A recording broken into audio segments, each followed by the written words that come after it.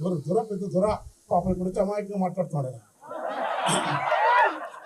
పెద్ద కోట వాళ్ళది. అయితే నేను అయితే ఆయన కవిత్వం గాథాసప్తశతిలో గాథాసప్తశతిలో వర్షం పడుతుంటది, ఉరుములు మెరుపులు. బహుశా 4వ ప్రకరణం 1821 నెంబర్ కూడా చెప్తాను. ఉరుములు మెరుపులు గాథాసప్తశతి. వర్షం పడుతుంటే ఉరుములు మెరుపుతుంటే తల్లి తన బిడ్డను ఎక్కడ తడిసిపోతానని తల్లి కొంగు కప్పిట తన పసిబిడ్డ 3 నెలల పాపమే తను ఉంగుతుంది. భయంకరమైన వర్షం. అప్పుడు బిడ్డ తడిసిపోతుంది. అరే తల్లింత వంగినట్టు తడిసిపోతా అంటే బిడ్డపై బెంగతో తల్లి కన్నీళ్లు గార్చినప్పుడు గుర్తుపెట్టుకుంది. అలా జిందగీ అని పెట్టినారు. అలా జీవితాన్ని పట్టుకున్న వాడే కవి. జీవితం రాయడం, జీవితం చాలా గొప్పది.